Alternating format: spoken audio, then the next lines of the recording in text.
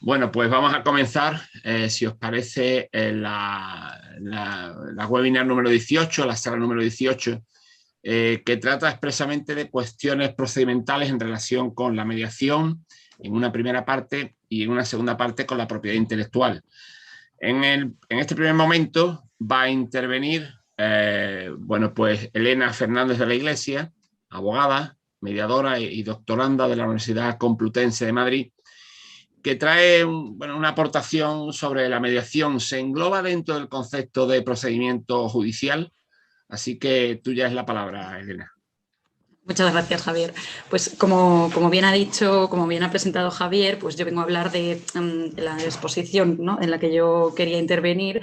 Es si el concepto de la mediación se engloba dentro del término procedimiento judicial, como ya sea la mediación judicial o extrajudicial. Esto es por la interpretación del artículo 201 de la Directiva 2009-138 del Parlamento Europeo y del Consejo, de fecha 25 de noviembre del 2009, sobre el acceso a la actividad de seguro y reaseguro y su ejercicio. Es, en primer lugar, el contexto en el que surge esta necesidad de interpretación es en el litigio entre, para ponernos en contexto, ¿no?, de la sentencia de la que yo he extraído esta ponencia, de un litigio entre el Consejo de Colegios de Abogados Flamencos en Bélgica, el Consejo de Colegios de Abogados Francófonos y Germanófono en Bélgica también, y por otra parte el Consejo de Ministros de Bélgica en relación con la libertad del tomador del seguro, en el marco de un contrato de seguro de defensa jurídica, de elegir a su representante en un procedimiento de mediación, ya sea pues previo a lo que se conoce, ¿no?, como procedimiento judicial, o durante el procedimiento judicial que surja la necesidad de una mediación. La cuestión comienza cuando los colegios de abogados interponen ante el Tribunal Constitucional belga un recurso de anulación contra la Ley 9 de abril de 2017. Esta ley es relativa a los seguros y se garantiza la libre elección de abogado o de cualquier otra persona que, en virtud de la ley aplicable al procedimiento, reúna las cualificaciones requeridas para defender sus intereses en cualquiera de las fases judiciales en el marco de un contrato de seguro de defensa jurídica, invocando que con esta ley se violentan ciertas disposiciones de la Constitución belga en relación con este artículo, el 201 de la directiva, ya que dicha ley no atribuye al tomador del seguro, en el marco de un contrato de defensa jurídica, el derecho a elegir a su abogado en caso de un procedimiento de mediación. La postura de los colegios es la defensa de que el procedimiento de mediación es un procedimiento judicial en el sentido del artículo 201 de la directiva, por lo que el tomador del seguro debería disponer del derecho a elegir a su abogado. Es curioso que la cuestión prejudicial respecto de si el procedimiento de mediación es un procedimiento, forma parte de este concepto de procedimiento judicial, surja exclusivamente respecto de la mediación, ya que la Ley 9 de abril de 2017 contempla el procedimiento de arbitraje dentro del concepto procedimiento judicial. ¿Por qué existe esta exclusión en la Ley 9 de abril de 2017? Pues el Consejo de Ministros fundamenta que, en primer lugar, la presencia de un abogado no favorece la mediación, y, en segundo lugar, que la mediación no se apoya necesariamente en un razonamiento jurídico. El órgano jurisdiccional remitente señala, entiendo de forma acertada, que ciertamente de la jurisprudencia del Tribunal de Justicia se desprende que el concepto de procedimiento judicial, en el sentido del artículo 201, debe ser objeto de una interpretación amplia con el fin de proteger los intereses del tomador del seguro, que es en realidad pues, el objetivo, ¿no?, de todo esto, proteger los intereses del tomador. Por ello surge la cuestión, ¿debe interpretarse el concepto de procedimiento judicial en el sentido de que comprende los procedimientos de mediación judicial y extrajudicial? En primer lugar, debemos recordar, como resulta del considerando 16 de la directiva de la que venimos hablando, que el objetivo que se persigue con esta, y en particular en el artículo 201, relativo a la libre elección de abogado o de representante, es proteger adecuadamente los intereses de los asegurados. En segundo lugar, el Tribunal de Justicia ha destacado que una interpretación del concepto de procedimiento administrativo limitada únicamente a los procedimientos judiciales en materia administrativa, es decir, los que tienen lugar ante un tribunal propiamente dicho, privaría de contenido a la expresión. En tercer lugar, procedimiento judicial no puede limitarse ni solo a los procedimientos no integrados en la vía administrativa y que se sustancian ante un tribunal propiamente dicho, ni mediante una diferenciación entre fase preparatoria y fase decisoria de tal procedimiento. Así pues, cualquier fase, aunque sea preliminar, que pueda desembocar en un procedimiento ante una instancia judicial, debe considerarse comprendida en el concepto de procedimiento judicial. Por tanto, respecto de la mediación judicial, se desprende que dicha mediación la ordena necesariamente un juez que está conociendo de un recurso judicial y que representa una fase del procedimiento judicial entablado ante un tribunal. Es incontestable que el asegurado necesita una protección jurídica en la fase que, una vez iniciada, forma parte del procedimiento ante el tribunal que la ha ordenado. La Directiva 2009-138, que persigue una protección adecuada de los asegurados, como venimos diciendo, en la medida en que les permite continuar asistidos por el mismo representante para la fase propiamente judicial del procedimiento. De igual forma, con respecto al procedimiento de mediación extrajudicial, la circunstancia de que éste no se desarrolle ante un órgano jurisdiccional tampoco permite excluirlo del concepto de procedimiento judicial. De ello se sigue que el acuerdo alcanzado por las partes, ya resulte de una mediación judicial o extrajudicial, vincula en consecuencia al órgano jurisdiccional competente que lleva a cabo su homologación y, tras adquirir fuerza ejecutiva, surte los mismos efectos que una sentencia. En tales circunstancias parece que la función del abogado del representante es incluso más importante en el marco de una mediación que en el de una reclamación intentada ante una autoridad administrativa, cuyo resultado no vincula ni a una eventual instancia administrativa ulterior ni a un tribunal de la jurisdicción contenciosa administrativa. Por cuantas consideraciones anteceden, procede responder a la cuestión prejudicial planteada, que el artículo 201 debe interpretarse en el sentido de que el concepto de procedimiento judicial mencionado en esa disposición comprende un procedimiento de mediación judicial o extrajudicial en el que interviene o puede intervenir un órgano jurisdiccional, ya sea al inicio, ya sea tras la conclusión de dicho procedimiento. ¿Y qué relevancia tiene esta resolución, la resolución de esta cuestión prejudicial para el derecho interno? Pues entendemos que, la sentencia se recoge que esta mediación, a los efectos del artículo 201 de la directiva, es un procedimiento judicial porque el asegurado necesita protección jurídica en la fase que, una vez iniciada, forma parte del procedimiento ante el tribunal que la ha ordenado. Esa es la interpretación conforme con el objetivo de la directiva, que persigue una protección adecuada de los asegurados, en la medida en que les permite continuar asistidos por el mismo representante para la fase propiamente judicial del procedimiento. Procedimiento de mediación extrajudicial que, aunque no se desarrolle ante un órgano jurisdiccional, tampoco permite excluirlo del concepto de procedimiento judicial. En nuestro derecho interno se busca fomentar la mediación y evitar que la falta de información y el desconocimiento de este medio de resolución alternativo de conflictos, intentando inclinar, no ya con preferencia, sino con obligatoriedad a las partes y a los profesionales a esta vía, que acudir o recurrir a la vía litigiosa. Además, el legislador autonómico catalán intenta a toda costa potenciar la mediación en el ámbito de los conflictos familiares, incluso en aquellos que afectan a los menores de edad, atendiendo a su interés superior, estableciendo la obligatoriedad de la sesión previa sobre mediación, salvo, lógicamente, los supuestos en los que el recurso a la mediación esté legalmente excluido. La Ley 9/2020 de 31 de julio de modificación del libro segundo del Código Civil de Cataluña y de la Ley de 15/2009 de mediación en el ámbito de derecho privado actualiza este concepto de sesión previa, que resulta llamativo que se redefine la en su día denominada sesión informativa, pasando a calificarse como sesión previa. El informe de la Comisión al Parlamento Europeo, al Consejo y al Comité Económico y Social Europeo sobre la aplicación de la Directiva 2008/52 del Parlamento Europeo y del Consejo sobre ciertos aspectos de la mediación en asuntos civiles y mercantiles, insistió en que era necesario que los Estados reforzaran sus respectivos sistemas de mediación y subrayó que los Estados miembros consultados habían señalado como medidas especialmente útiles las siguientes disposiciones del derecho interno y, entre otras, la previsión de sesiones de información obligatorias sobre mediación en el marco del proceso judicial. En el acceso a la actividad de seguro y de reaseguro y su ejercicio, el concepto de procedimiento judicial comprende un procedimiento de mediación judicial o extrajudicial en el que interviene o puede intervenir un órgano jurisdiccional, ya sea al inicio, ya sea tras la conclusión.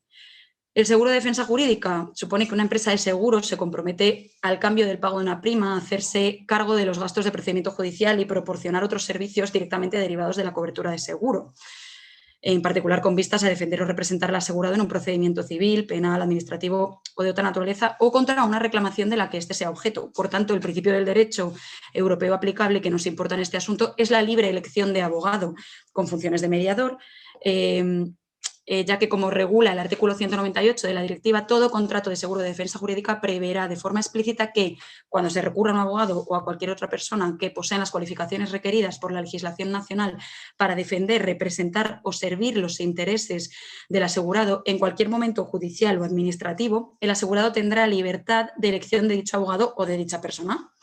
A efectos de la presente sección indica, se entenderá por abogado cualquier persona habilitada para ejercer sus actividades profesionales al amparo de una de las denominaciones previstas en la Directiva 77-249. Para finalizar, de dicha resolución extraemos que la función del abogado o del representante es incluso más importante en el marco de una mediación que en el de una reclamación, cuyo resultado no vincula ni a una eventual instancia administrativa ulterior ni a un tribunal de la jurisdicción contenciosa administrativa. En el caso de la mediación, el acuerdo alcanzado por las partes vincula, en consecuencia, al órgano jurisdiccional competente que lleva a cabo su homologación y, tras adquirir fuerza ejecutiva, surte los mismos efectos que una sentencia. La mediación es un proceso en el que puede quedar fijada definitivamente la posición jurídica del tomador del seguro, sin que exista una posibilidad real de modificar esa posición por la vía de un recurso judicial. El tomador del seguro necesita, por tanto, protección jurídica.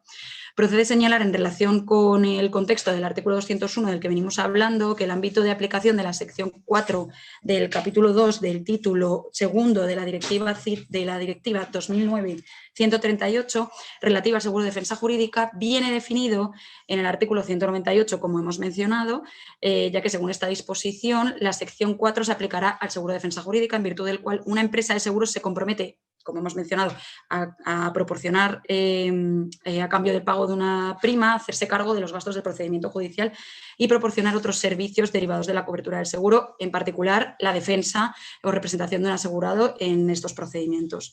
Tal definición confirma una interpretación extensiva de los derechos que se atribuyen en ella a los asegurados, en particular el de elegir a su representante.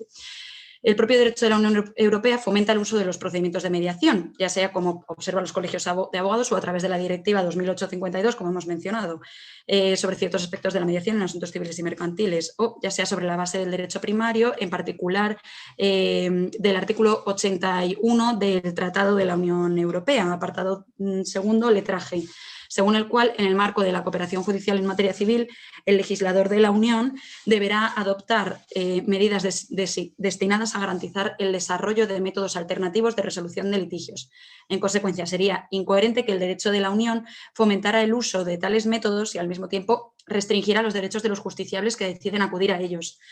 En resumen, y para finalizar ya de verdad, tras todas estas consideraciones, el Tribunal considera que el artículo 201, como hemos dicho, debe interpretarse en el sentido de que el concepto procedimiento judicial, para que os quedéis con el resumen mencionado en la disposición, comprende un procedimiento de mediación, ya sea judicial o extrajudicial, en el que intervenga o pueda intervenir un órgano jurisdiccional. Muchas gracias. Nada, perfecto, Elena. Muchísimas gracias por tu exposición.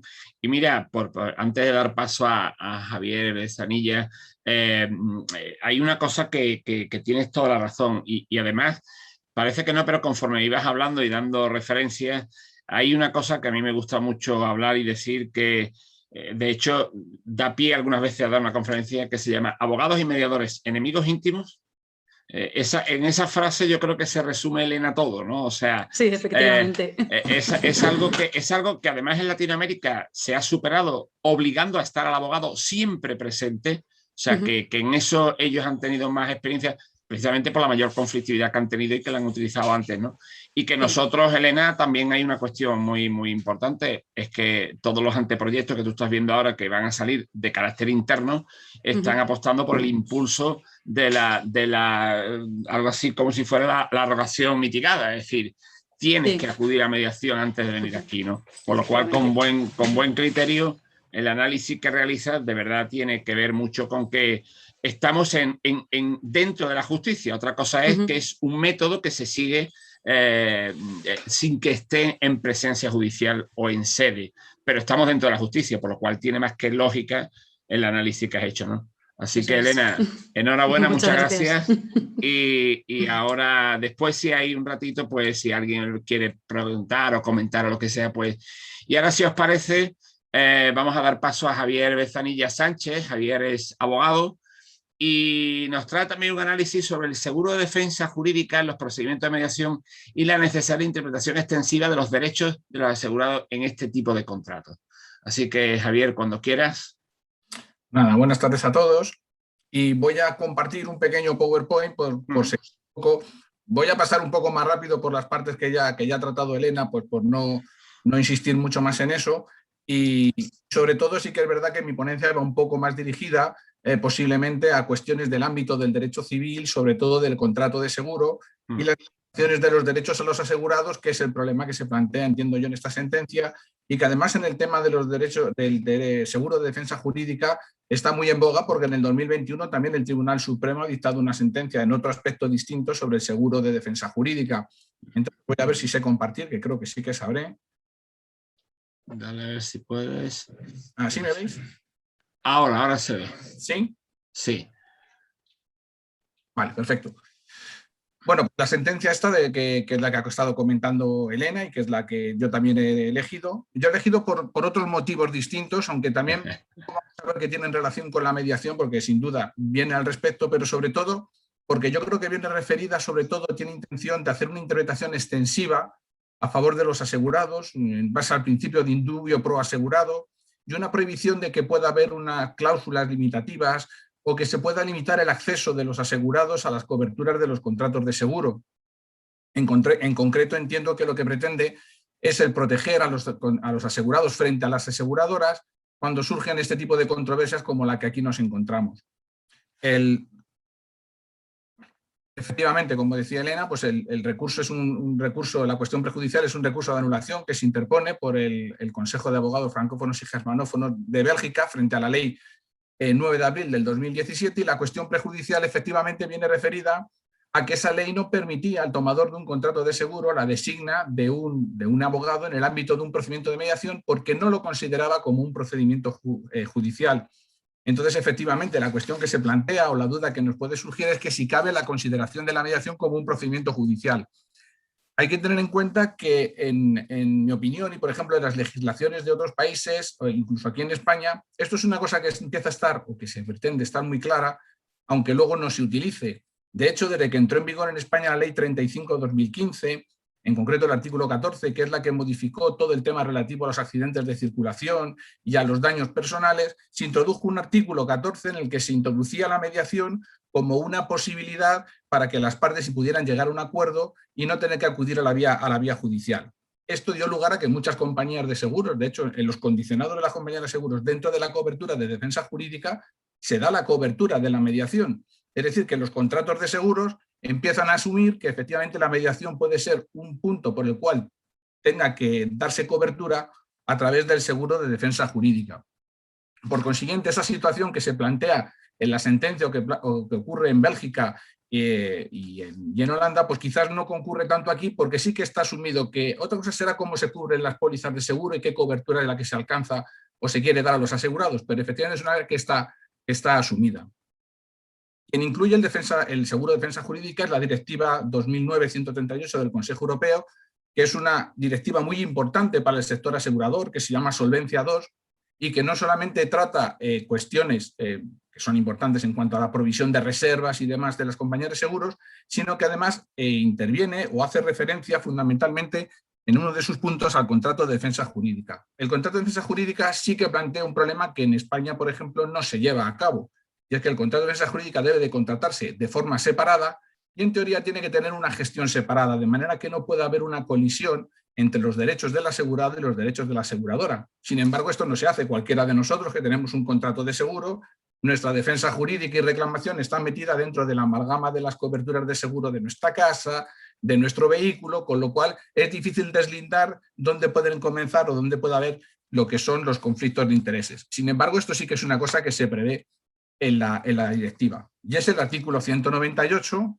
el que pone de manifiesto que la aseguradora se va a hacer cargo de los gastos del procedimiento judicial, y si entendiéramos al final en la conclusión, aunque Elena ya la ha avanzado en su ponencia, que efectivamente la mediación puede tener una consideración por los motivos que se dice como un procedimiento judicial, es evidente que debe de darle cobertura y que además debe de defender la aseguradora y representar al asegurado. No solamente en el caso de la libre designa, sino porque muchas veces existen controversias, conflictos de intereses entre los propios asegurados y las aseguradoras, con lo cual viene obligada a garantizar esa indemnización.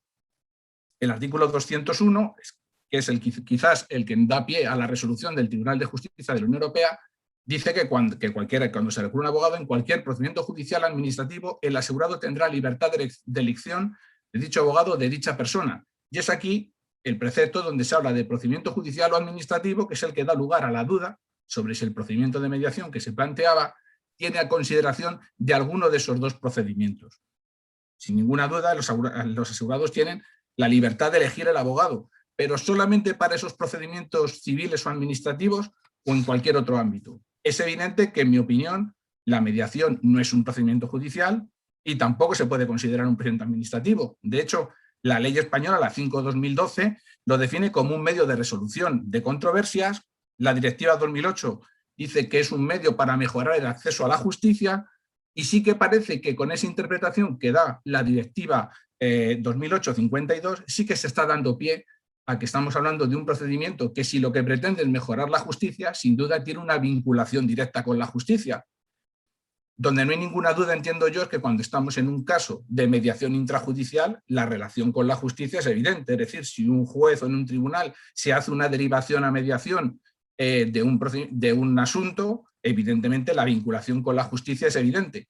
Ahí quizás no hubiera surgido este problema, porque si las partes ya están en un procedimiento judicial defendidas por abogado y les derivan a una mediación, sin duda van a tener que seguir siendo acompañadas por ese abogado en el siguiente procedimiento. Entonces, el Tribunal de Justicia de la Unión Europea advierte unas cuestiones que sí que son importantes para saber, o para, a mi modo de entender, mantener que es necesaria la intervención de abogado y que debe estar cubierto por el seguro de defensa jurídica. Primero, porque lo que se acuerde en mediación va a vincular al asegurado, y lo que vaya a decidirse o acordarse en mediación puede tener una vinculación muy importante para el asegurado en cuanto a las consecuencias, tanto que puede ser definitivo para la controversia y más adelante puede dar lugar a que sea homologado judicialmente e incluso ser ejecutado, con lo cual, una vez que se ha alcanzado ese acuerdo, es bastante difícil, salvo por las causas de nulidad que prevé la ley, que alguien se pueda echar atrás o pueda desdecirse de ese acuerdo de mediación. Y si las personas que han acudido a mediación no lo han hecho debidamente asesoradas, es muy probable que tengan luego problemas con lo que han acordado y han afirmado en mediación. En esto nosotros trabajamos en un proyecto de mediación, un protocolo en el tema de accidentes de tráfico.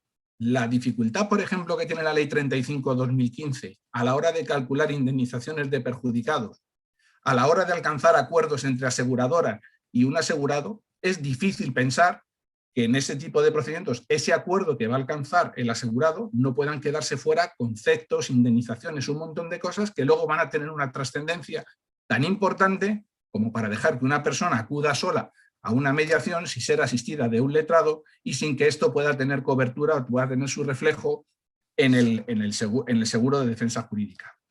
¿Y por qué digo además que creo que debe de intervenir un abogado y que efectivamente es un procedimiento que tiene una vinculación judicial? Porque yo creo que afecta a principios de la propia mediación. Y ya no solamente porque tengamos que llegar a la conclusión de que un procedimiento de mediación va a tener unas consecuencias judiciales, sino porque, sin ninguna duda, lo que va a hacer una mediación en la que intervienen abogados cubiertos por un seguro de defensa jurídica es evitar desequilibrios en el desarrollo de esa mediación. Es decir, las partes van a estar en las mismas condiciones y van a ser asesoradas en cualquier momento para llegar a acuerdos. Va a impedir acuerdos que sean perjudiciales, porque van a impedir que una persona que se encuentre en una situación de inferioridad o en una situación de desequilibrio respecto de la otra pueda llegar a algún tipo de acuerdo que le perjudique sin saberlo.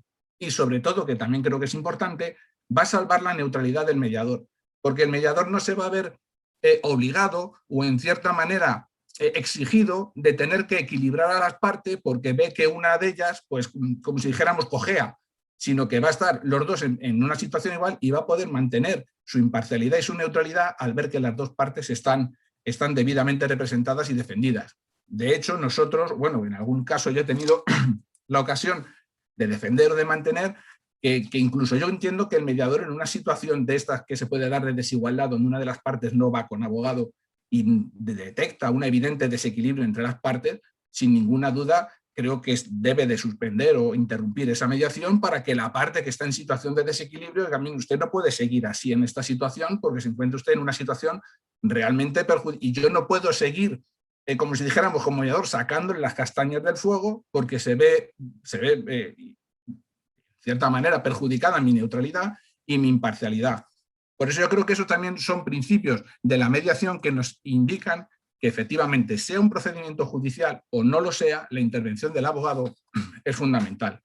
Y por eso la resolución del tribunal llega a la conclusión que el concepto de procedimiento judicial mencionado en esta opinión comprende un procedimiento de mediación judicial o extrajudicial en el que interviene o puede intervenir un órgano jurisdiccional. Es decir, tanto si lo hago antes, en el sentido de que, perdón, que me salgo por aquí, tanto si lo hago antes, en el sentido de que va a ser un acuerdo de mediación que puede ser homologado y ser un título judicial y va a dar lugar a un procedimiento judicial, como si lo hago durante el procedimiento judicial, las implicaciones legales y de un procedimiento dentro del ámbito judicial van a ser evidentes. Por consiguiente, ¿qué entiendo que resuelve el Tribunal de Justicia? Sobre la interpretación de un contenido legal, es decir, la naturaleza de la mediación y sobre la garantía de seguro de defensa jurídica, pero además sobre el alcance de esa cobertura contractual, porque implica los seguros de defensa jurídica y el contenido de sus cláusulas. Y efectivamente lo que ocurre es que, donde llegamos es que no se puede limitar el derecho de elección del tomador asegurado.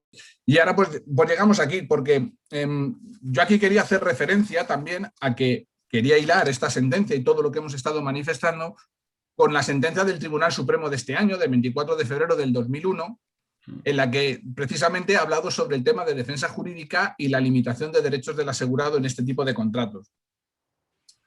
Quiero referirme a una de las cuestiones que yo creo que además afectaría también a lo que trata el Tribunal de Justicia de la Unión Europea, que son las cláusulas y el alcance de las cláusulas de los contratos de defensa jurídica. Aquí hemos dejado un poco el tema de la mediación para ver cómo el asegurado se puede ver limitado en sus derechos por el alcance de las cláusulas del contrato. Y efectivamente existe, según el Tribunal Supremo, distintas cláusulas que hay en los contratos de seguro que generan limitación de derechos de los asegurados. Hay unas cláusulas que son las delimitativas del riesgo, que no generan ningún problema, pues nos hablan del capital, el alcance de las coberturas, de las franquicias. Y luego tenemos las cláusulas limitativas de derechos, que son aquellas cláusulas en las cuales el asegurado debe de firmar en documento aparte, con letra resaltada en negrita, expresamente aceptadas por para que sepa que algo de lo que hay en el contrato no está cubierto. Y luego tenemos las cláusulas que generan desequilibrio, es decir, aquellas cláusulas que generan este desequilibrio en la medida en que es el asegurador el que decide si esto doy cobertura o no, que es un poco lo que pasaba en lo que dice en la sentencia del Tribunal de Justicia de la Unión Europea. Estamos ante una cláusula que genera el desequilibrio, porque en realidad estaba siendo la aseguradora la que iba a interpretar en qué tipo de procedimientos podría entrar o no podía entrar un abogado con cargo al contrato de seguro. Y luego tenemos las cláusulas que se denominan sorprendentes, que son las cláusulas de las que se refiere el Tribunal Supremo. Entonces esto viene a colación a del Tribunal de Justicia de la Europea y la sentencia del Tribunal asegurado deben ser respetados, que deben ser en cualquier caso ser interpretados de forma lo más amplia y extensiva posible, porque el Tribunal Supremo se enfrentó este año 2001 a la resolución de un procedimiento en el que la cobertura del seguro de defensa jurídica que tenía un asegurado, que él pensaba que la tenía cubierta y que le cubría todo, estaba limitada a un capital de 600 euros. Evidentemente, eso considera el Tribunal Supremo que es una cláusula sorprendente, porque una persona que piensa que tiene una cobertura y cuando dice, vaya, que me busco abogado yo, pues para la mediación, sí, tenga usted 600 euros y hasta aquí hemos llegado. Evidentemente genera una contradicción entre lo que se está cubriendo y lo que es objeto de cobertura. Por tanto, yo creo que la sentencia del Tribunal de Justicia de la Unión Europea, además de poner de manifiesto que la mediación o el procedimiento de mediación resulta objeto de la cobertura del seguro de defensa jurídica por las implicaciones que he dicho ya antes, tanto jurídicas como de la propia naturaleza de la mediación.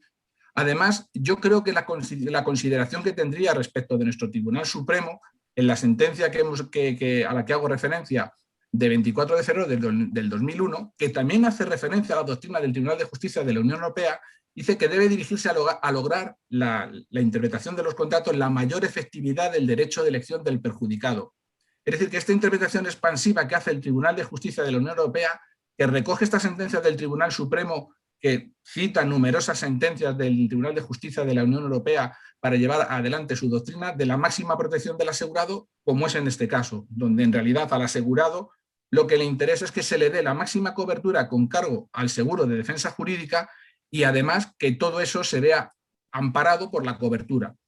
Y así dice la sentencia que, como se ha advertido, y de acuerdo con la doctrina del Tribunal de Justicia de la Unión Europea, se protege el derecho del asegurado a elegir libremente a su representante, evitando que se vacíe de contenido la libertad de elección por el asegurado o de persona facultada para representarlo.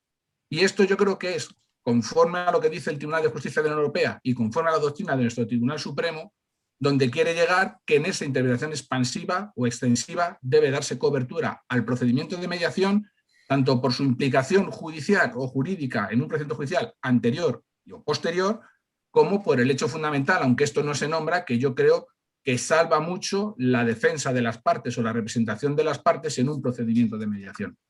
Y esto es lo que yo quería trasladaros hoy. Pues nada, muy bien, Javier, muchas gracias. Os doy las gracias a los dos, a ti, Elena, y a ti, Javier, por dos cosas. Una, evidentemente, por que siempre estamos apurados para ver si cubrimos tiempo, a ver si no me paso, a ver si...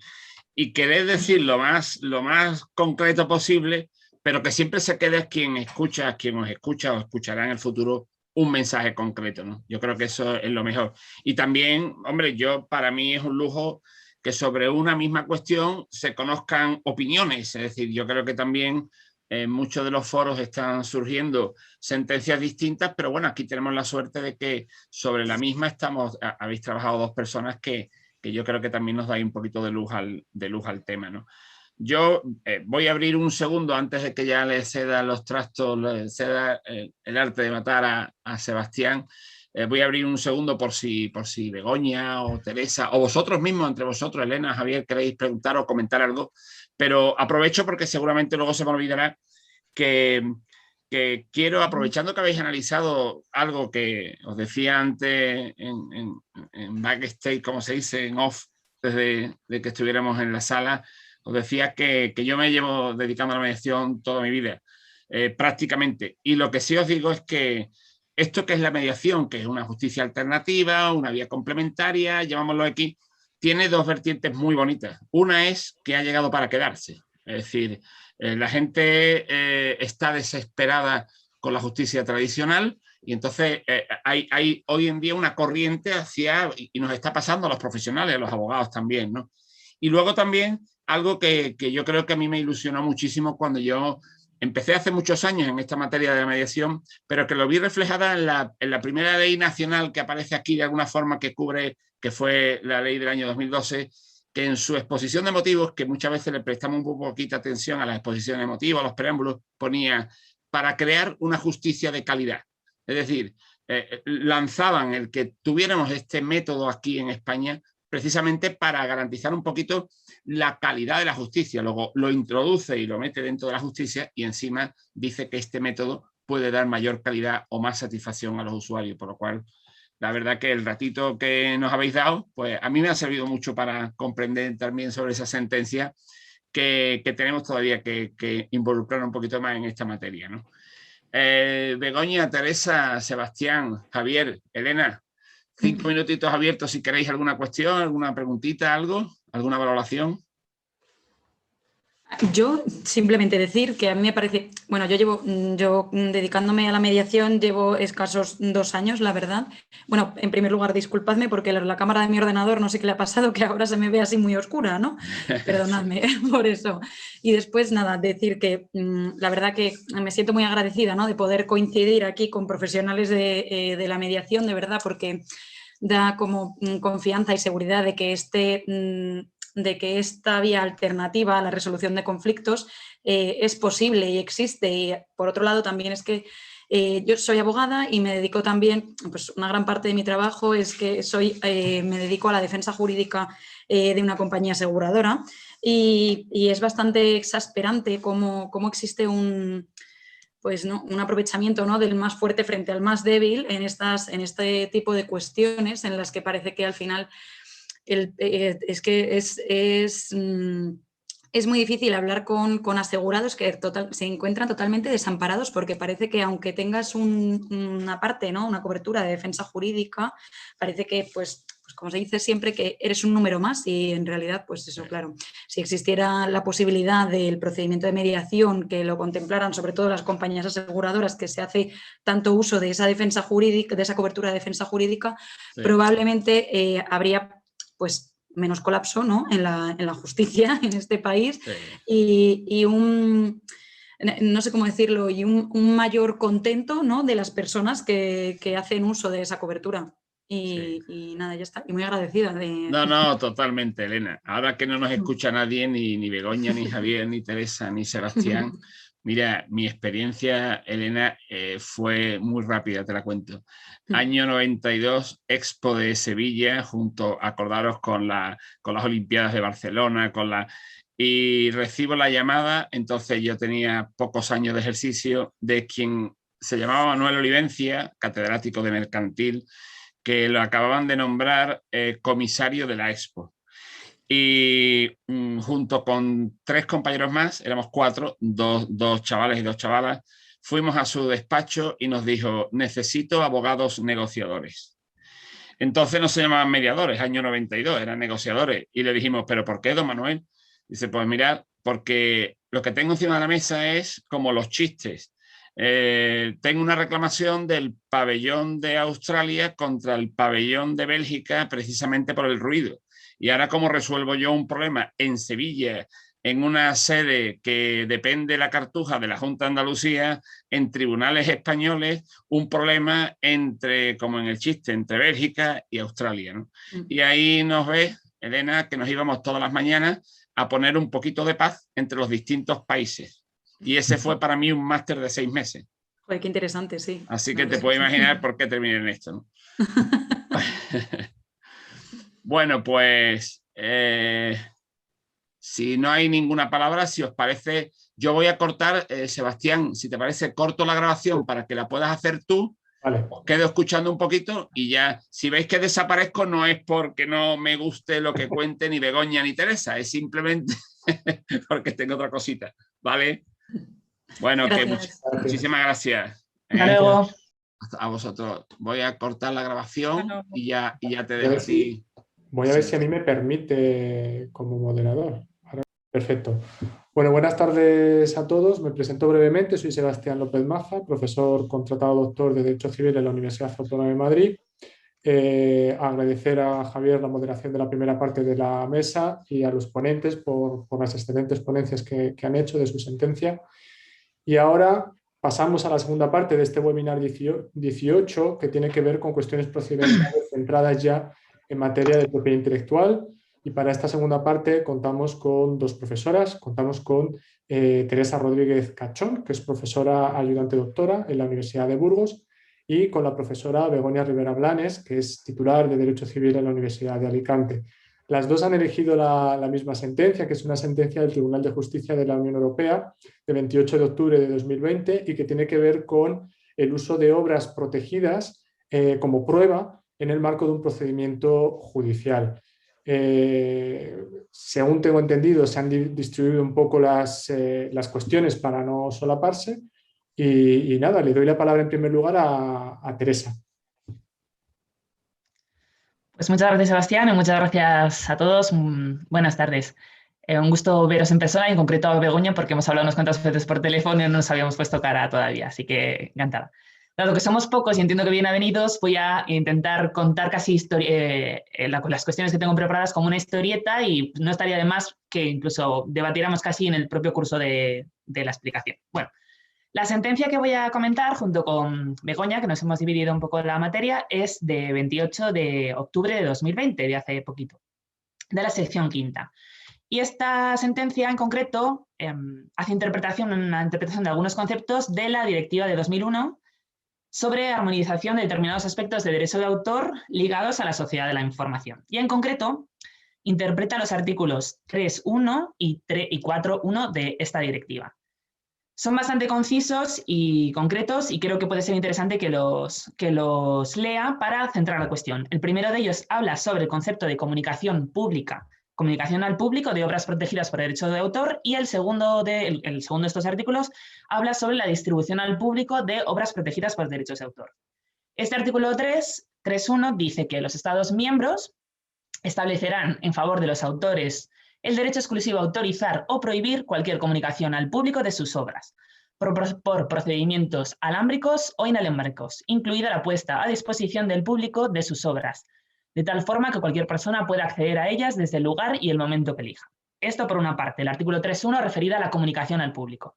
Y el 4.1 referido al derecho de distribución dice que los Estados miembros establecerán en favor de los autores, respecto del original de sus obras o copias de ellas, el derecho exclusivo de autorizar o prohibir toda forma de distribución al público, ya sea mediante venta o por cualquier otro medio. Bueno, centrado este contexto sobre cuestiones de comunicación al público y distribución al público de obras protegidas por derechos de autor, la cuestión que se plantea que resuelve el Tribunal de Justicia de la Unión Europea es bastante sencilla, en cierto modo. La cuestión que suscita todo este problema es la presentación por vía telemática, por correo electrónico en concreto, ante un órgano jurisdiccional civil de Suecia en concreto, de una obra que está protegida por derechos de autor. Y la presentación de esta obra está vinculada, se deriva con ocasión de un procedimiento judicial civil, como prueba dentro de un procedimiento judicial civil. Entonces, ¿cuál es el inicio de la cuestión? Tenemos el pleito principal en el que se desenvuelven, en el que se enfrentan dos partes civiles, dos partes personas físicas, demandante y demandado. Son dos personas que cada una por su parte son gestores de diferentes sitios web. En este procedimiento principal, el demandado presenta como prueba en el procedimiento principal una copia de una página web que gestiona el demandante, y en esta copia de la página web se contiene una fotografía sobre la que el demandante dice ser titular de derechos de autor. De este modo, este demandante inicial pide que se condene al demandado a una indemnización por violar sus derechos de autor sobre esta obra. Bien, en este primer momento el Tribunal de Instancia sueco entiende que presentar una foto ante un órgano jurisdiccional civil, dado que cualquiera puede solicitar su comunicación al público, sí que puede ser considerado una comunicación al público. ¿Y esto sobre qué se basa? Se basa sobre la ley sueca de libertad de prensa. De un modo sencillo, la ley sueca de libertad de prensa establece que, dado que para la promoción de la libertad de prensa es necesario que los ciudadanos puedan acceder a los documentos públicos, el hecho de que los documentos procesales sean documentos públicos, ergo, cualquier persona puede solicitar el acceso a documentos procesales en su condición de documentos públicos, con el fin de ser transparentes, de la libertad de prensa y la libertad de información. A pesar de entender esto, entonces, que esta presentación de esta foto supone una comunicación al público, por lo tanto, estaría dentro del terreno, del ámbito, del reino del autor, entiende que al no haberse producido un perjuicio para el titular de derechos, desestima la pretensión. Posteriormente, tras esta primera circunstancia, el demandante en el pleito inicial principal plantea un recurso ante el Tribunal de Apelación en materias patentes, marcas y mercantil sueco, con sede en Estocolmo. No voy a repetir el nombre en sueco porque siento no sé sueco, digamos. Entonces es este Tribunal de Apelación de marcas de materia de patentes, quien presenta la cuestión prejudicial ante el Tribunal de Justicia de la Unión Europea. Y en esta cuestión prejudicial plantea de forma bastante clara cuatro preguntas, que en realidad son diferentes caminos si de una misma pregunta. ¿Cuál es la primera pregunta? Nos pregunta el Tribunal sueco al Tribunal de Justicia de la Unión Europea que cómo se debe interpretar, si el concepto de público es equivalente cuando hablamos de comunicación o cuando hablamos de distribución. ¿Significa lo mismo comunicar al público respecto del concepto público que distribuir al público respecto del concepto público? De las siguientes preguntas se plantean en función de cuál es la respuesta a esta primera pregunta.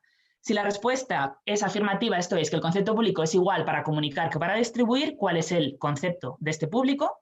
Y en el caso de ser el concepto público diferente para los dos ámbitos, ¿cuál es en cada uno de ellos el concepto que se debe entender por público?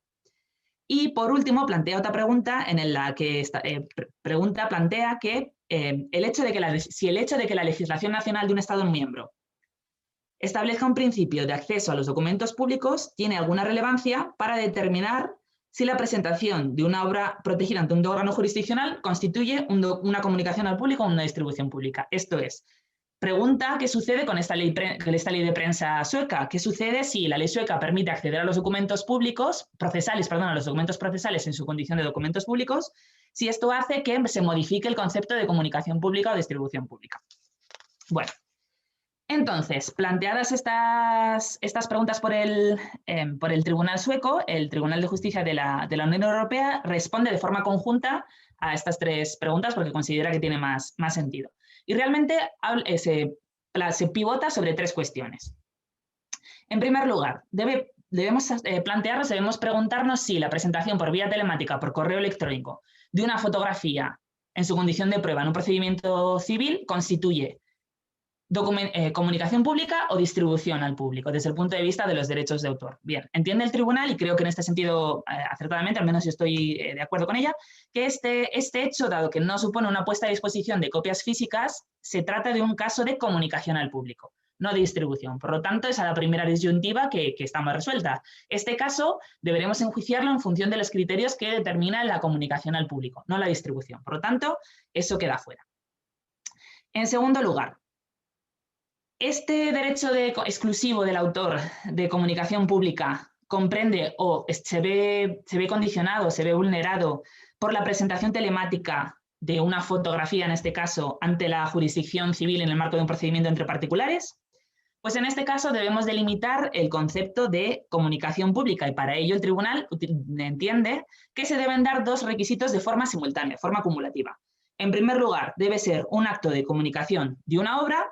Y en segundo lugar, debe ser una comunicación de esa obra a un público. Bien, respecto de esta primera cuestión, el hecho de que para que se entienda que estamos ante una comunicación pública se tiene que dar una comunicación de una obra, entiende el tribunal que cualquier acto mediante el cual un usuario dé acceso a obras protegidas con pleno conocimiento de las consecuencias de sus actos, esto es importante, supone un acto de comunicación pública. Por lo tanto, si una persona comunica un material, una obra sujeta a derechos de autor, con pleno conocimiento de que lo está haciendo, de las consecuencias de su acto, eso ya supone una comunicación al público. Por lo tanto, en este caso, desde luego que se da. La persona que presentó esa fotografía era consciente de su comportamiento y, por lo tanto, sí que se da la primera de los requisitos. El segundo requisito hace referencia a la necesidad de que esta comunicación de esa obra, la comunicación de esta obra, se dé a un público. ¿Y qué debemos entender por público? Pues público está relacionado es necesario una efectiva comunicación al público. Perdón. Esta comunicación, que la comunicación de esa obra deba ser a un público, está relacionada con la idea de que debe ser efectivamente comunicado a un público. ¿Y qué es público? ¿Qué es un público? Bueno, el Tribunal de Justicia establece 2 elementos para valorar si estamos ante un público o no lo estamos. En primer lugar, para considerar que la comunicación se produce a un público, respecto del término público, debe ser, en primer lugar, estar dirigido a un número indeterminado de destinatarios potenciales, ni siquiera efectivos, sino potenciales que puedan ser. Y en segundo lugar, en función del número de personas, que tiene que ser un número ciertamente elevado. Bien, pensemos cuando se presenta una prueba, ante un procedimiento civil en este caso, pero en cualquier procedimiento, ¿quiénes son los potenciales personas que tienen acceso a esos documentos? ¿Quién es el público de esos documentos? El público, por lo general, será principalmente el juez y, en su caso, todas las personas que, por razón de su cargo, tienen acceso a ese documento, pero, desde luego, cualquier persona que pasa por la calle no podrá tener acceso a ese documento, es lo que afirma el tribunal. Y, por lo tanto, dado que no se produce una comunicación a un número indeterminado de personas, sino a un grupo restringido, entiende que, en este caso, no se produce una comunicación al público en el sentido de público. Bien. Y respecto de la última cuestión, que por lo tanto ya esta cuestión la deja apartada el tribunal, entiende que no se da el concepto de público en este caso y por lo tanto no hay comunicación al público.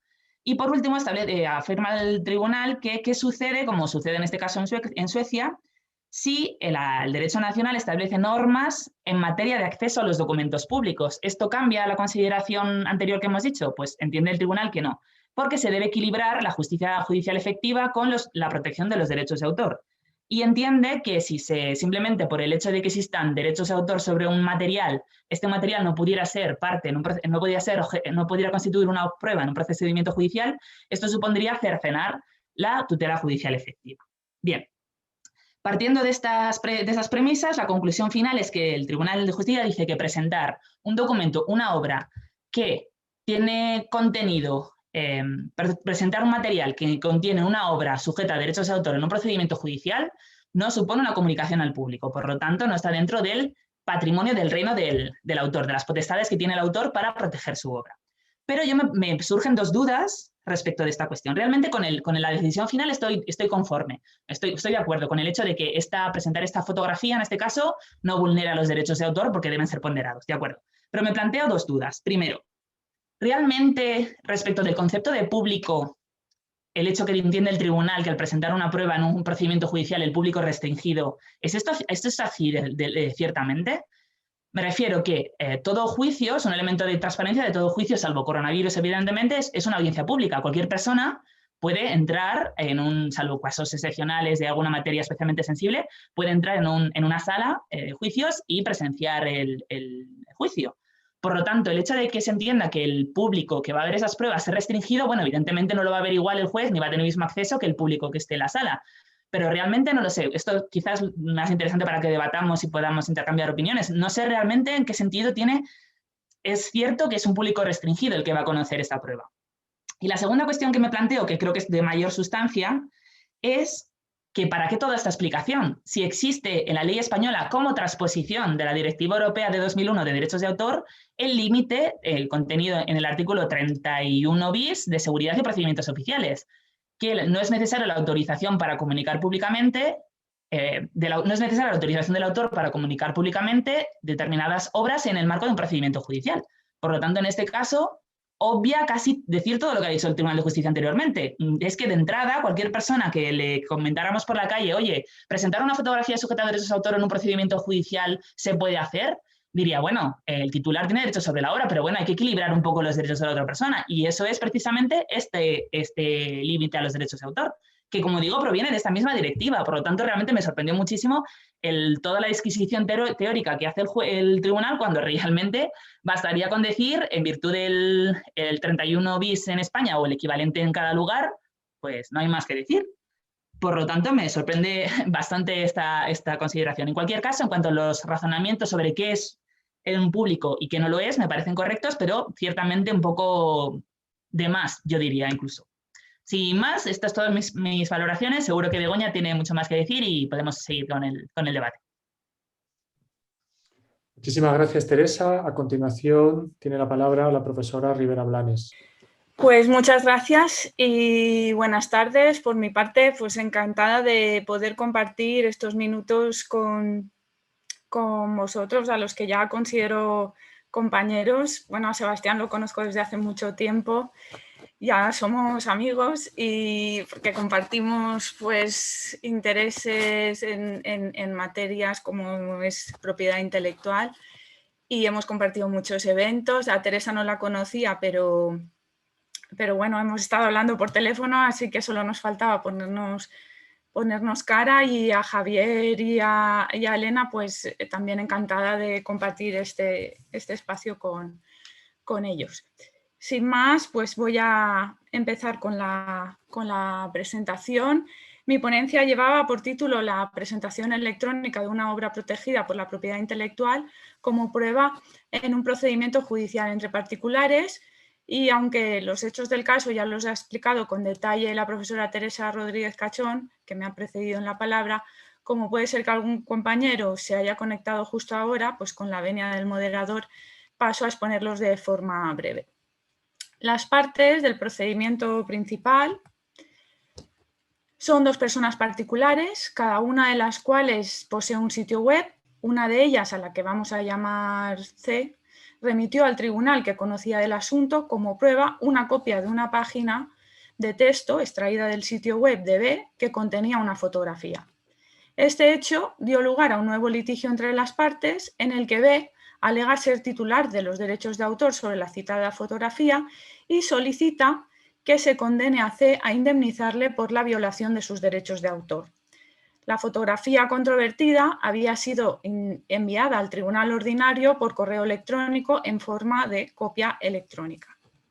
A este respecto, el órgano jurisdiccional de primera instancia consideró que la fotografía estaba protegida por los derechos de autor y que al haber sido transmitida al tribunal como documento procesal, cualquier persona podía solicitar acceder a ella en base al derecho constitucional sueco.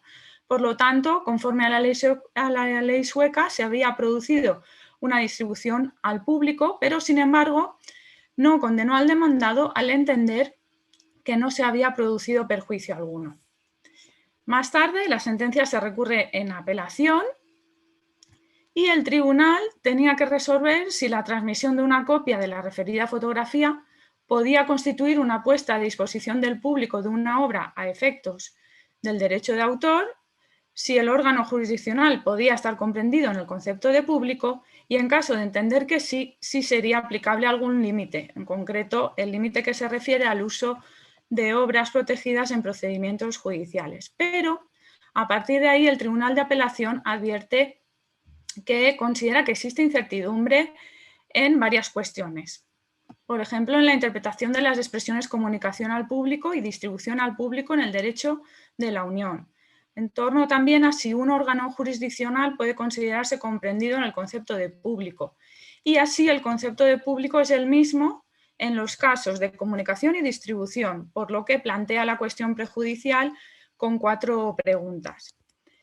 De esas 4 preguntas, prácticamente 3 se refieren al tema de si la transmisión realizada era distribución o comunicación al público y así los miembros de un juzgado, de un órgano jurisdiccional, podían considerarse como público. Como ya han sido tratados por la profesora Rodríguez, yo voy a entrar directamente a exponer otras cuestiones que desde mi punto de vista son muy interesantes y que, aunque no se reflejan en el fallo de la sentencia, sí que al menos se plantean por parte del abogado general y un poco más por encima por parte del Tribunal de Justicia. La primera cuestión que me parece interesante se refiere al posible conflicto que puede surgir entre el derecho a la tutela judicial efectiva y los derechos de propiedad intelectual. En efecto, aportar como prueba en un procedimiento judicial un material protegido por el derecho de autor puede suponer un perjuicio a los derechos exclusivos del titular del material. En definitiva, aquí lo que se está planteando es ¿qué debe primar? ¿Los derechos de propiedad intelectual o el derecho a la tutela judicial efectiva? Respecto a este tema, el abogado general opina que los derechos de defensa de un justiciable se verían seriamente amenazados si éste no pudiera presentar pruebas ante un órgano jurisdiccional en el caso de que otra parte del procedimiento o incluso un tercero invocasen la protección concedida por los derechos de autor respecto a la prueba en cuestión. Por lo tanto, si se diera primacía a los derechos de autor, esta situación generaría indefensión para quien no pudiera presentar la prueba, pues le situaría en una posición de desventaja frente a su adversario. En este punto, el abogado general es muy claro al afirmar que la comunicación de material protegido por derechos de autor a un órgano jurisdiccional como prueba en el contexto de un procedimiento judicial no menoscaba, en principio, los derechos exclusivos del titular de los derechos de autor, sino que más bien, al contrario, permite garantizar el derecho a la tutela judicial efectiva y el derecho a un juez imparcial consagrados en nuestra legislación. Para reforzar su posición, el abogado general recuerda que el derecho a la tutela judicial efectiva y el derecho a un juez imparcial están consagrados en el artículo 47 de la Carta de los Derechos Fundamentales de la Unión Europea y que aunque los derechos de propiedad intelectual están consagrados en el artículo 17.2 de la misma Carta, no se conciben como derechos absolutos, sino que deben ponderarse o equilibrarse con otros derechos garantizados por la Carta. El hecho de que la legislación o la práctica permitan presentar el material sujeto a derechos de autor en un procedimiento judicial no pone en peligro la esencia de estos derechos, dado que la protección concedida por los derechos de autor no se pierde por el mero hecho de presentar dicho material en el marco del procedimiento en cuestión. ¿Qué dice el Tribunal de Justicia al respecto? Pues en la misma línea que había hecho el abogado general, el Tribunal de Justicia aprovecha para recordar que no se desprende de la jurisprudencia ni de la Carta que el derecho de propiedad intelectual consagrado en ella sea intangible y que su protección deba garantizarse en términos absolutos. habida cuenta de que este derecho debe ponderarse con los demás derechos fundamentales, entre los que claramente está el derecho a la tutela judicial efectiva garantizado por el artículo 47 de la misma Carta. Añade además el Tribunal de Justicia que el derecho a la tutela judicial efectiva se vería seriamente comprometido si un titular de derechos pudiera oponerse a la presentación de pruebas ante un órgano jurisdiccional, por el único motivo de que éstas contienen una prestación protegida en virtud de los derechos de autor. En definitiva, tanto el abogado general como el Tribunal de Justicia, cuando de aportar pruebas se trata, se decantan claramente hacia el derecho a la tutela judicial efectiva. La segunda cuestión que me ha parecido interesante resaltar de este caso se refiere al carácter público de los documentos aportados a autos y a la libertad de acceso a la información pública. Esta sí que es una cuestión que se plantea en la cuarta cuestión prejudicial que el Tribunal sueco plantea al Tribunal de Justicia, y con ella lo que se trata es de determinar en qué medida afecta que la legislación nacional, en este caso la sueca, reconozca un principio general de acceso a los documentos públicos según el cual toda persona que lo solicite puede acceder a los documentos procesales presentados ante un órgano jurisdiccional. El problema en realidad no es que el documento se aporte al proceso, sino que el hecho de que una vez aportado, este documento se vuelve público a efectos de acceso. Sobre este tema, sí que el abogado general realiza dos puntualizaciones, dos afirmaciones muy claras. En primer lugar, entiende que quien puede conceder acceso al material protegido es el propio órgano jurisdiccional, por tanto, ni el particular ni el justiciable que aporta como prueba ese documento protegido. Y en segundo lugar, según los hechos que constan en autos, no hay ninguna prueba de que el órgano judicial haya permitido el acceso al material, en este caso, ni de que incluso nadie haya solicitado acceder a ese material. Por lo tanto, aquí el abogado general tenía dos opciones: zanjar el tema, bueno, no se ha producido ese acceso, por lo tanto no hay problema jurídico alguno, o podía haber ido más allá y haberse planteado si en realidad el acceso podría producirse según la legislación sueca. Y afortunadamente el abogado general opta por esta segunda opción, ¿no? Entonces, cuando el abogado general indaga un poco más en el derecho sueco, advierte lo siguiente: en primer lugar, que el principio general de transparencia tiene excepciones. Aunque el público tiene derecho a acceder en principio a todos los documentos judiciales, la regla tiene excepciones y una de ellas precisamente está referida al material sujeto a derechos de autor, de modo que este se considera en determinadas condiciones confidencial y no puede ser divulgado salvo que haya una disposición específica que así lo establezca. Y en segundo lugar, el abogado general advierte que el derecho de acceso no presupone un derecho de uso. Es decir, una cosa es acceder y otra cosa es usar. En el hipotético caso de que el acceso se hubiera producido, ello no conllevaría que se pudiera hacer uso de la obra sin respetar los derechos de autor, es decir, sin contar con la autorización del titular del derecho o sin buscar amparo en esa actuación en uno de los límites o excepciones que la propia Ley de Derechos de Autor reconoce al respecto. Por lo tanto, en caso de que el acceso se produzca, la obra no entra en dominio público por el mero hecho de haber sido usada como prueba en un procedimiento judicial. El permitir el acceso al material no puede suponer que la protección que otorga la Ley de Propiedad Intelectual se pierda. Por lo tanto, si la legislación sueca hubiera permitido ese uso, podríamos entender que habría infringido la normativa europea en materia de propiedad intelectual, habría transpuesto equivocadamente la directiva de 2001, la DASI, habría vulnerado el artículo 17.2 de la Carta de Derechos Fundamentales de la Unión Europea y habría puesto en peligro la esencia del nivel necesario de protección de los derechos de autor que garantiza la normativa comunitaria. Por lo tanto, una vez dicho esto, el abogado general ha podido constatar que el derecho sueco no prevé ni permite dicho uso.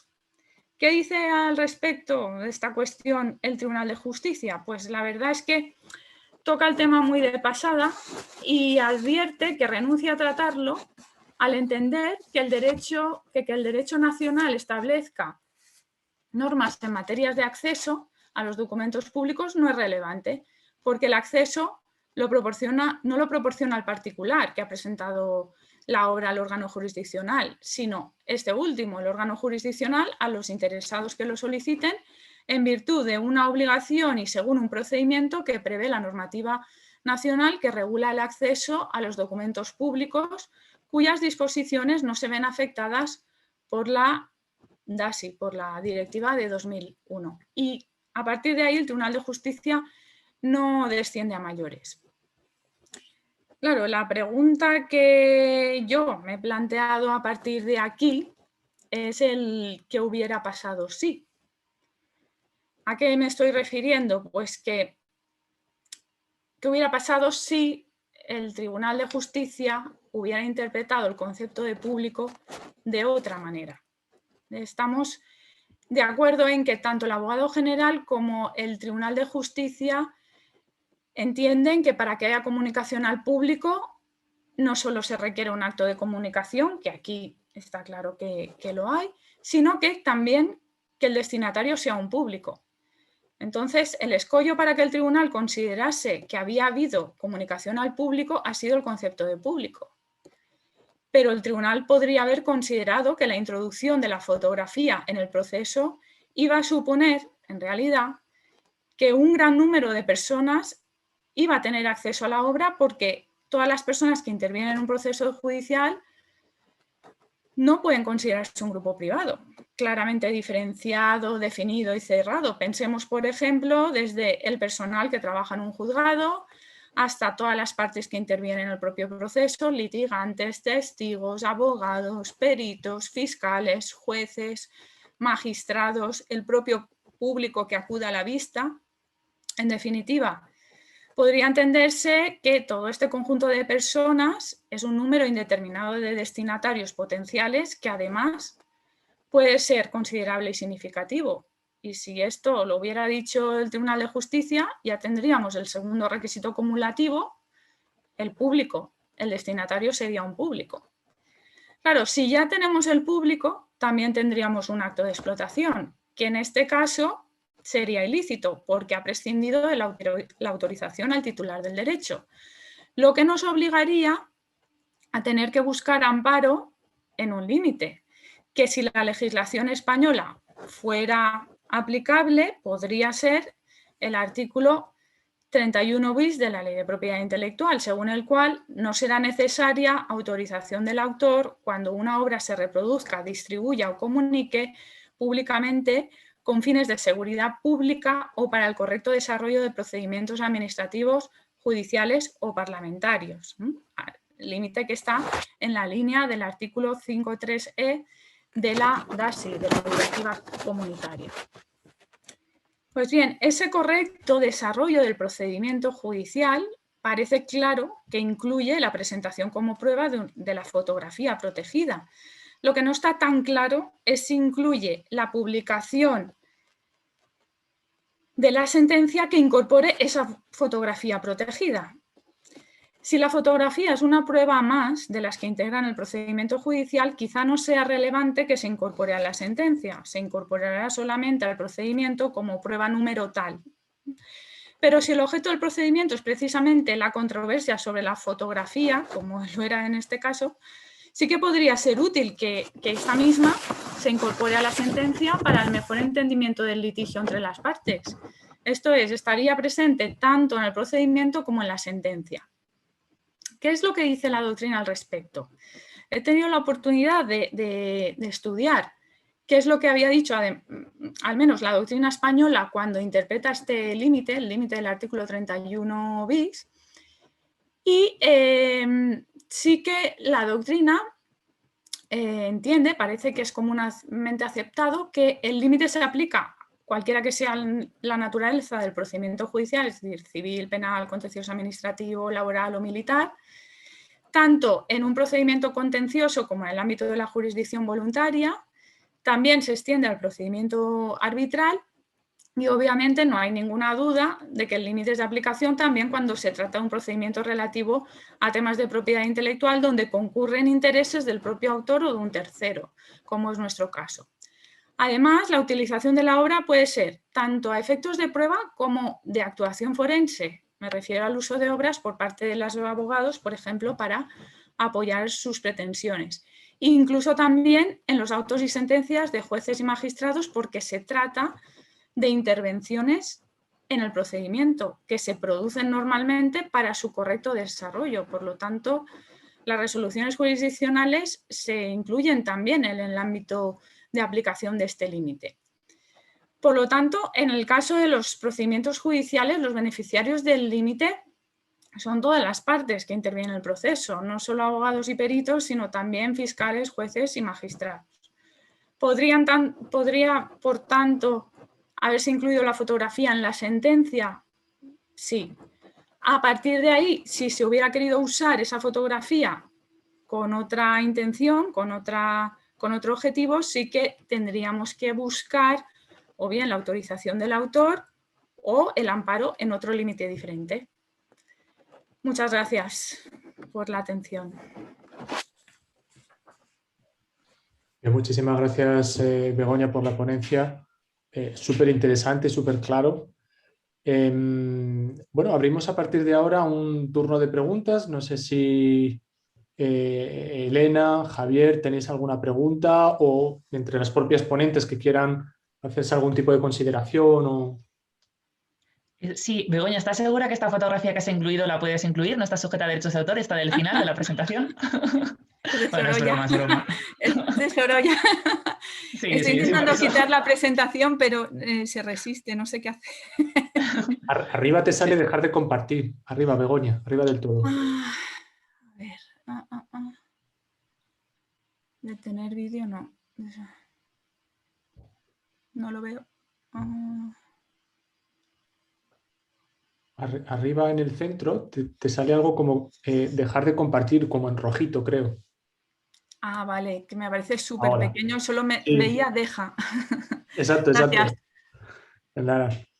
Y que me gustaría intervenir, que estoy totalmente de acuerdo con lo que ha comentado Begoña, que el hecho de que las pruebas que se aportan a un procedimiento solamente tengan acceso a un público restringido, bueno, restringido no tanto, desde luego. No. Entonces es curioso que entienda, supongo que no sé, también dependerá quizá de la cultura judicial, podemos decir, de cada lugar, pues no lo sé, me puedo plantear que pueda haber algo que ver con eso, pero desde luego restringido no lo es, desde luego que no. A mí la verdad que me ha llamado la atención porque jamás cuando presento un documento en una demanda o al contestar una demanda me planteo que pueda surgir esto. Yo me lo he planteado en alguna ocasión, no con este tema en concreto, pero a lo mejor con la aportación o cuando se pide en un procedimiento, imaginaros el historial médico de una persona que hace falta para... Y eso parece que queda bastante protegido en el sentido de que, bueno, que quien tiene el acceso son las partes y la obligación de mantener la confidencialidad el tribunal y el juzgado, con lo cual no se me ocurre a mí hasta qué punto se le puede trasladar a las partes ese problema que en realidad sería un problema del juzgado. Lo que no, claro, si la sentencia en la sentencia se puede representar la obra, ya claro, el tema cambia. Pero yo pienso que quizás es una responsabilidad del juzgado del tribunal el mantener que eso no trascienda más allá de las personas que tienen la necesidad de utilizarlo o de verlo. Muy buena, muy interesante esto, relacionarlo ciertamente con protección de datos, también claro, con las cuestiones relacionadas con protección de datos en procedimientos judiciales, igualmente, claro. Efectivamente sería una obligación de custodia o de preservar por parte del quien impulsa el procedimiento, efectivamente, igual que un expediente médico, un informe médico, vamos. Sí. Lo que pasa es que aquí, si me permitís, hay una cosa que ni el abogado general, ni el Tribunal de Justicia, ni los tribunales suecos se dan cuenta, y yo creo que sí que en este caso concreto, digo, es importante porque la fotografía está en el sitio web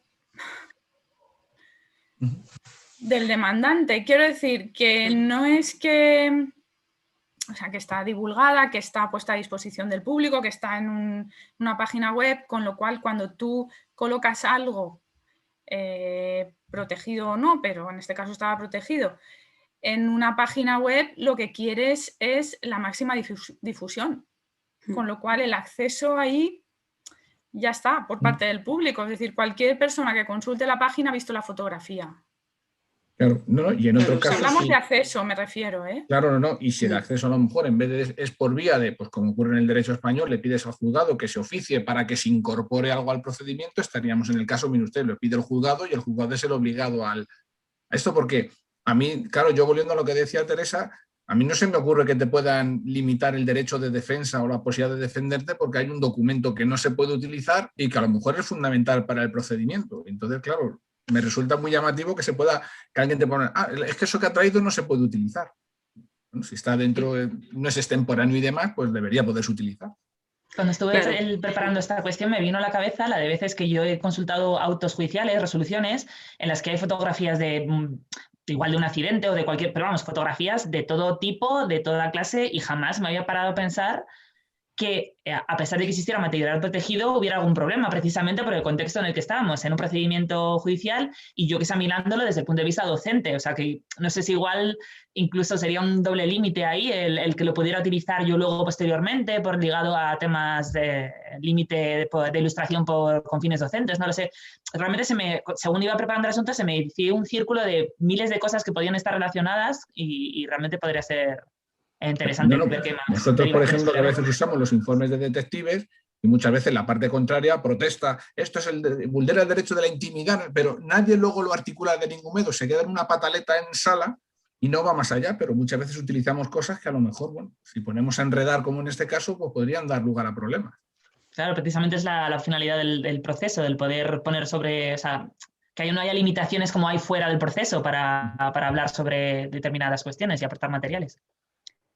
Yo lo que pienso, si me permitís... Sí, perdón, Begoña. No sé si quería hablar alguien. Perdón, continúa.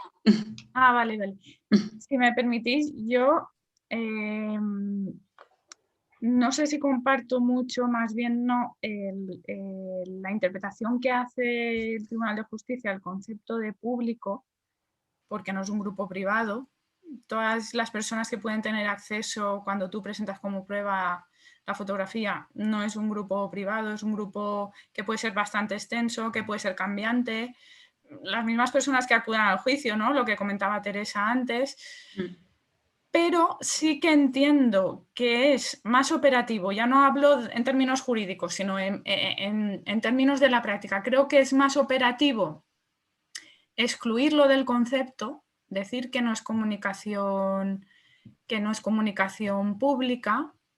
Creo que es más operativo que decir sí que es comunicación pública, pero vamos a aplicar este límite. ¿Por qué?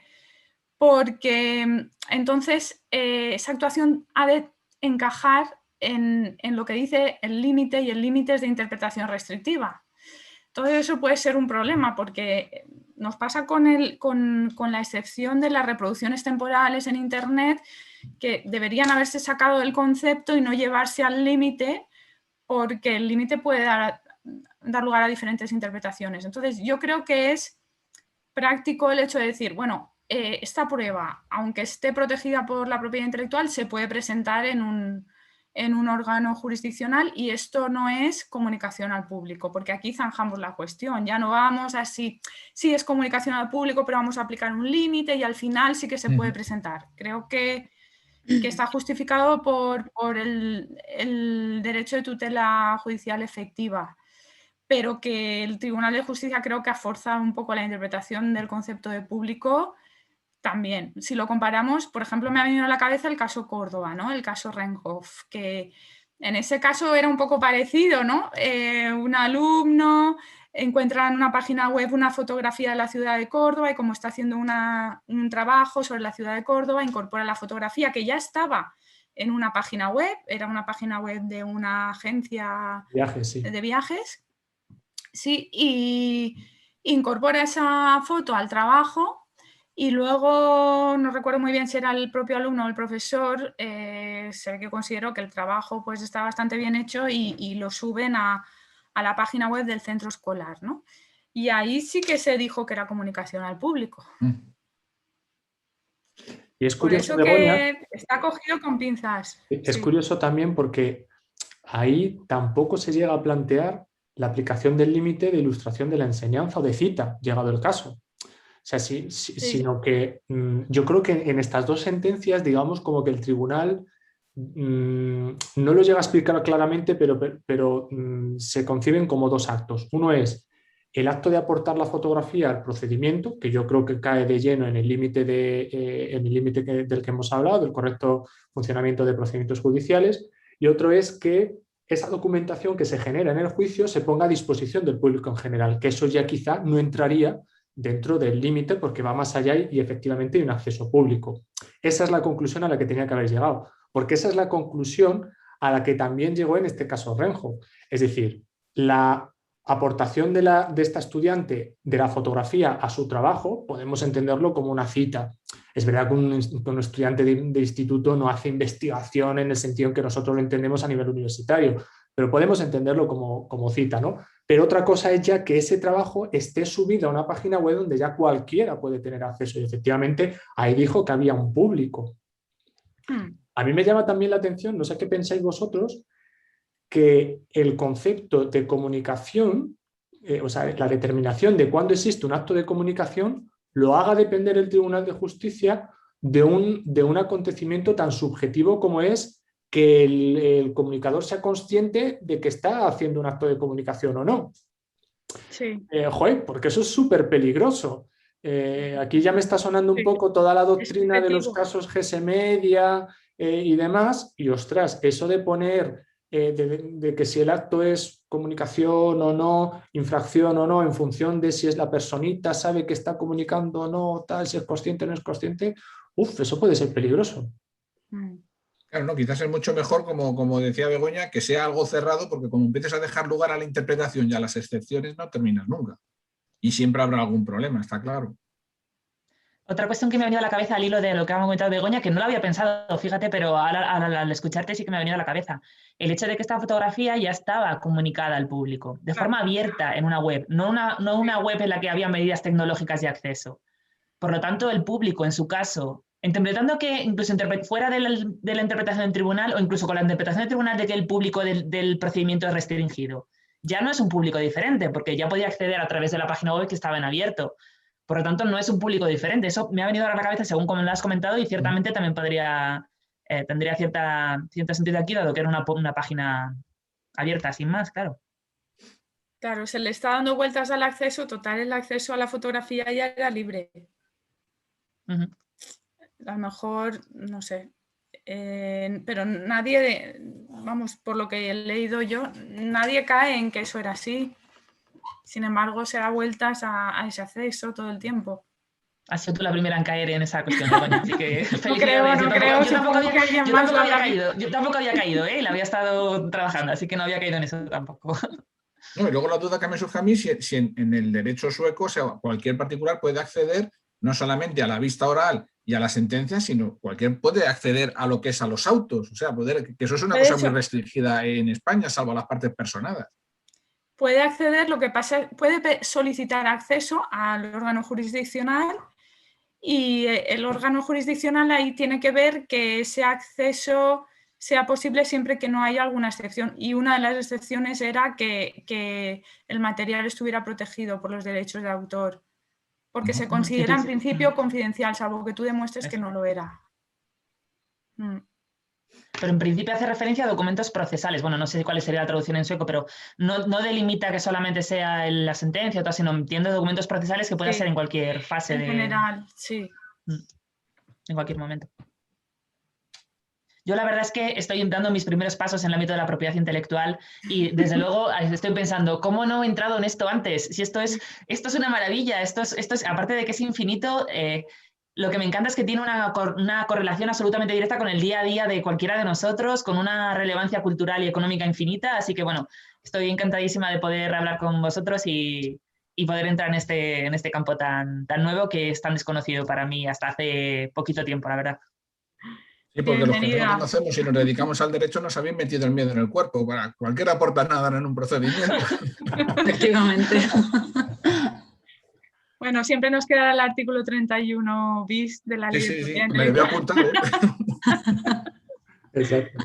No sé si Elena, creo que Elena quería comentar algo.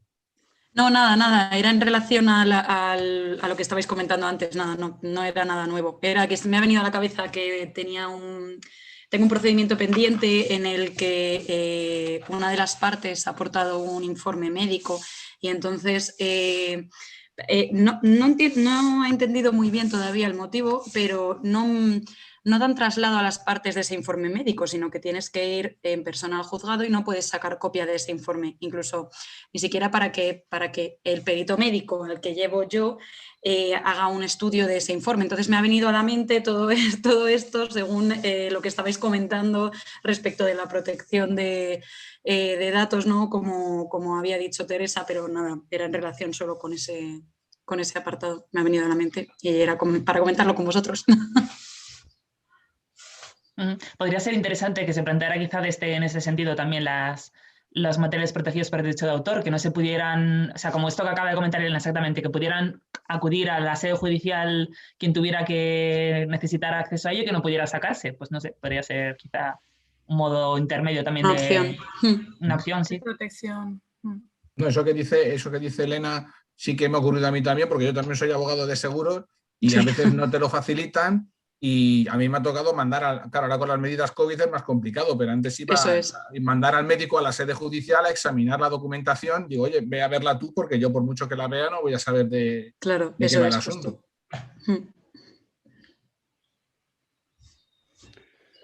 Bueno, pues si no hay más preguntas, ponemos punto y final a este webinar. Muchísimas gracias a todos los ponentes por vuestras contribuciones, súper interesantes. Y nada, espero que haya sido útil y que nos veamos pronto en otro evento, en otro sarao, como decimos nosotros. Y a ver si puede ser en persona. Sí. Exacto, a ver si el año que viene lo podemos hacer en persona. Ya había adelantado, no sé quién había adelantado que quizá el año que viene se pudiera celebrar en Sevilla, que es el que quedó aplazado la última vez que presencial. O sea que bueno, a ver si nos podemos ver por ahí. Pues sí, a ver si tenemos suerte. Muchísimas gracias a todos. Gracias a vosotros. Un placer y buen fin de semana. Igualmente. Gracias por la Hasta luego. Nos vemos.